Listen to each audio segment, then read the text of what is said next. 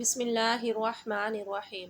سورۃ الکہف میں مذکور اصحاب کہف کا کتا اپنے دونوں بازوؤں کو پھیلائے کیوں بیٹھا رہا؟ المانیہ جرمن کا ایک فزیشین ڈاکٹر کا بیان ہے کہ میں کسی سفر میں ایک بار ایئرپورٹ پر تھا کہ اچانک ایک نوجوان نے قرآن کا مترجم نسخہ مجھے گفٹ کیا۔ میں نے اس کا دل رکھنے کے لیے تھینکس کہا اور سوچا کہ اوجھل ہونے کے بعد اس کو پھینک دوں گا۔ تھوڑی دیر کے بعد وہ میری نظروں سے غائب ہو گیا۔ میری بھی فلائٹ کا وقت ہو چلا اور میں جہاز میں بیٹھ گیا۔ سفر طویل تھا، اکتاہٹ کی وجہ سے ادھر ادھر پلٹی لی تو جیب میں کچھ وزن سا محسوس ہوا، نکالا تو وہی قرآن کا نسخہ تھا جسے میں بھول گیا تھا۔ خیر دل میں خیال آیا دیکھوں تو صحیح کیا ہے اس میں نے کھولا تو میرے سامنے سورۃ الکہف کھلی اور میں دھیرے دھیرے ورق گردانی کرنے لگا۔ اچانک میں دو ایسی آیتوں سے گزرا جنہوں نے مجھے ٹھہرنے اور غور کرنے پر مجبور کر دیا۔ وہ دونوں آیتیں یہ تھی، ترجمہ: آپ دیکھیں گے کہ آفتاب بوقت طلوع ان کے غار سے دائیں جانب کو چھپ جاتا ہے اور بوقت غروب ان کے بائیں جانب کترا جاتا ہے اور وہ اس غار کی کشادہ جگہ میں ہے۔ دوسری آیت یہ ہے، ترجمہ: اور آپ خیال کرتے ہیں کہ وہ بیدار ہیں حالانکہ وہ سوئے ہوئے تھے، خود ہم ہی انہیں دائیں بائیں کروٹیں دلایا کرتے تھے۔ ان کا کتا بھی چوکھٹ پر اپنے ہاتھ پھیلائے ہوئے تھا۔ ڈاکٹر کہتا ہے کہ ان کا سونا اور کروٹیں لینا سمجھ میں آتا ہے کہ یہ اس لیے ضروری ہے تاکہ ان کے جسم اگر ایک ہی کروٹ پر رہیں گے تو خراب ہونے اور جسم کو مٹی کا کھا جانے کا خطرہ ہے۔ ڈاکٹر کو اس سے بھی کوئی حیرت نہیں، جس میں ہے کہ ترجمہ: آپ دیکھیں گے کہ آفتاب بوقت طلوع ان کے غار سے دائیں جانب کو جھک جاتا ہے اور بوقت غروب ان کے بائیں جانب کترا جاتا ہے اور وہ اس غار کی کشادہ جگہ میں ہے، کیونکہ سورج غار میں روزانہ داخل ہوتا ہے مگر ڈائریکٹ ان کے جسم پہ روشنی نہیں پڑتی۔ ڈاکٹر کا کہنا ہے کہ علم طب میں یہ بات ہے تاکہ جسم پر بستر کے نشانات نہ پڑیں، ضروری ہے کہ کمرہ ہوادار ہو، سورج کی روشنی اس میں آتی جاتی رہے لیکن سیدھی جسم پر نہ پڑے۔ پھر ڈاکٹر دوسری آیت کے بارے میں غور و فکر کے بعد کہتا ہے کہ کروٹ لینا بھی ضروری ہے، اس لیے کہ ایک ہی کروٹ پر پڑے رہنے سے جسم پر زخم نہ پڑ جائے اور پھر اس میں بدبو پھیل جائے اور زمین اپنی خوراک بنا لے۔ ڈاکٹر کہتا ہے اب تک مجھے جس چیز نے سب سے زیادہ حیرت زدہ کیا وہ ان سب کا کتا ہے، جس کے بارے میں آیا ہے کہ اس نے کروٹ نہیں لی بلکہ ویسے ہی اپنے دونوں بازو پھیلائے ایک حالت میں تقریباً 309 برس بیٹھا رہا اور اس کے جسم کو کچھ نہیں ہوا، نہ زخم لگے نہ ہی اس میں بدبو پیدا ہوئی۔ اس آیت کریمہ نے اسے تحقیق کرنے پر مجبور کر دیا اور وہ اس پر ریسرچ کرنے لگا۔ اس کی حیرت اس وقت انتہا نہ رہی جب تحقیق سے اس نے یہ پایا کہ کتے کے جسم میں چمڑے کے نیچے ایک دودھ ہوتا ہے جو ایسے قسم کا کوئی مادہ نکالتا ہے جس سے کتا اگر زندہ ہے تو اس کا چمڑا خراب نہیں ہوتا، بھلے وہ کتنے برس تک کیوں نہ بیٹھا رہے۔ اسی وجہ سے ان سب کا کتا ان سب کی طرح کروٹ نہیں لے رہا تھا۔ اس معجزاتی آیت کریمہ نے اس المانی ڈاکٹر کو اسلام لانے پر مجبور کر دیا اور وہ مسلمان ہو گیا، الحمدللہ۔ ناظرین کرام، اور ہمیں اس المانی ڈاکٹر کے اسلام قبول کرنے نے حیران کر دیا کہ ہم میں کتنے لوگ ہیں جو قرآن کو اس طرح پڑھتے ہیں جس طرح اس ڈاکٹر نے پڑھا، سمجھا، تحقیق و تدبر کیا، غور و فکر کیا اور ایک بہترین نتیجے پر پہنچا۔ ہم نے سورۃ الکہف سینکڑوں بار پڑھی ہوگی، بلکہ ہر جمعے کو پڑھتے ہیں، لیکن کیا ہم نے کبھی اس طرح غور کیا کہ ان سب کی کروٹ لینے کا سبب کیا تھا؟ اور کتا ایک حال میں بیٹھا رہا، اس نے کروٹ نہیں لی تو کیوں؟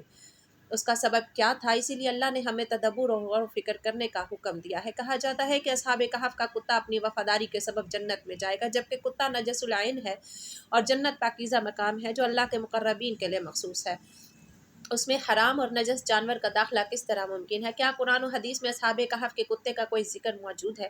آخر کتے نے اصحاب کہف کے ساتھ کون سی وفاداری نبھائی کہ جس بنا پر اس کتے پر جنت واجب ہوئی؟ آئیے سب سے پہلے تو یہ بات کرتے ہیں کہ کتے کو نجس العین کیوں کہتے ہیں۔ 3 وجوہات ہیں کہ جس کی بنا پر کتا حرام ہے۔ سب سے پہلی تو یہ ہے کہ کتا ساری رات جاگتا ہے، جب اللہ کی رحمتوں کا نزول ہوتا ہے تو یہ اوندھے منہ ہو کر سو جاتا ہے۔ دوسری وجہ یہ ہے کہ کتا اپنے ہم جنس کو دیکھ کر ہمیشہ نفرت کا اظہار کرتا ہے اور بھونکتا رہتا ہے۔ تیسری وجہ یہ ہے کہ کتا اپنا کھانا کھا کر باقی بچے ہوئے کھانے کے اوپر مٹی ڈال دیتا ہے تاکہ وہ کسی اور کے کام نہ آ سکے۔ یہ تو ہو گئی کتے کی نجاست کی باتیں۔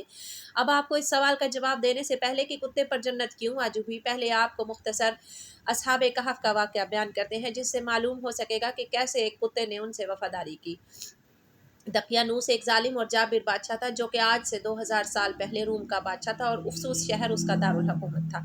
پورے شہر میں جو کوئی بھی بتوں کی پوجا سے انکار کرتا، بادشاہ دقیانوس اس کو قتل کروا دیتا۔ کچھ نوجوانوں نے دیکھا کہ ایک ایمان والے شخص کو جب دقیانوس نے قتل کروایا تو فرشتے اس کی روح کو لینے کے لیے آسمان سے بارات کی طرح آئے۔ یہ روح پرور منظر دیکھ کر ان نوجوانوں کا ایمان بھی جاگ اٹھا۔ انہوں نے بھی بتوں کی پوجا سے انکار کر دیا اور کھلے عام اللہ پاک کی عبادت کرنے لگے۔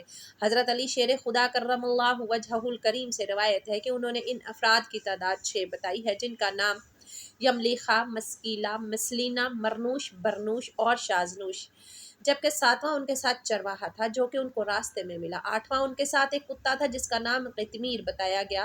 اب ہوا یہ، ان 6 ایمان والوں کو 3 دن کی مہلت دی کہ وہ بتوں کی پوجا شروع کر دیں، نہیں تو انہیں قتل کر دیا جائے گا۔ تیسرے دن یہ 6 نوجوان کچھ سامان کے ساتھ ہجرت کر گئے۔ شہر کی سرحد پر انہیں ایک چرواہا ملا۔ جب انہوں نے چرواہے کو اپنے ایمان کا واقعہ سنایا تو اس کا بھی ایمان جاگ اٹھا، وہ بھی ان کے ساتھ ہو لیا۔ چرواہے نے اپنی بکریوں کو آزاد کر دیا، جبکہ اس کے پاس ایک کتا بھی تھا جس کو وہ لوگ اپنے ساتھ لے گئے۔ شہر افسوس سے تقریباً 6 میل دور ایک غار میں انہوں نے پناہ لی۔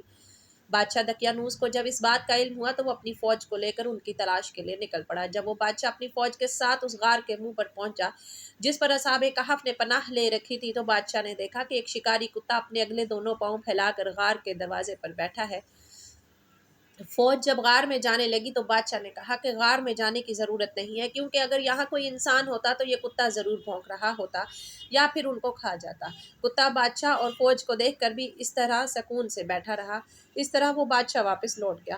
اللہ پاک سورۃ کہف کی آیت نمبر 22 میں فرماتا ہے، اور ان کا کتا غار کے دہانے کے اندر اپنے دونوں اگلے ہاتھ پھیلائے پڑا ہے۔ ایک روایت میں ہے کہ اصحاب کہف غار میں 309 سال تک سوئے رہے، اور جب ایک نیک دن بادشاہ بیدروس کی حکومت آئی تو اس کے زمانے میں لوگ یہ قیاس کرنے لگے کہ ایک دفعہ جو مر جائے وہ دوبارہ زندہ نہیں ہو سکتا۔ چنانچہ بادشاہ بیدروس نے اللہ پاک سے دعا فرمائی کہ کوئی ایسا معجزہ دکھا کہ میرے لوگ یہ مان جائیں کہ مرنے کے بعد اللہ دوبارہ ضرور زندہ کرے گا اور قیامت برپا ہوگی۔ اللہ نے بادشاہ کی دعا قبول کی، اور ایک چرواہے نے اپنی بکریاں پالنے کے لیے اسی غار کو چنا جس میں اصحاب کہف تھے۔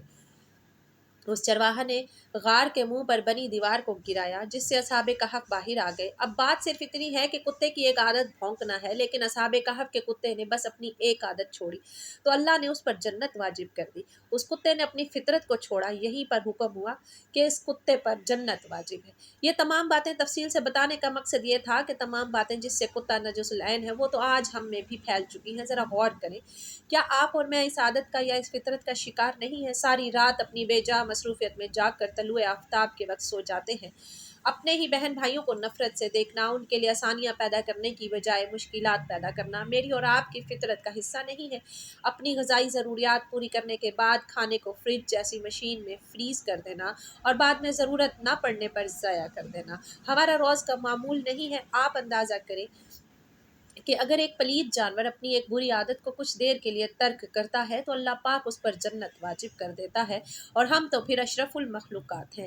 آئیے آج ہی عہد کرتے ہیں کہ ہم تمام برے اعمال چھوڑ کر اللہ کی عبادت میں دل و جان سے مگن رہیں گے۔ اللہ پاک ہم کو صراط مستقیم پر ڈٹے رہنے کی توفیق عطا فرمائے، آمین۔ ناظرین، کمنٹ باکس میں اللہ تعالیٰ کے ناموں میں سے ایک نام ضرور ٹائپ کریں۔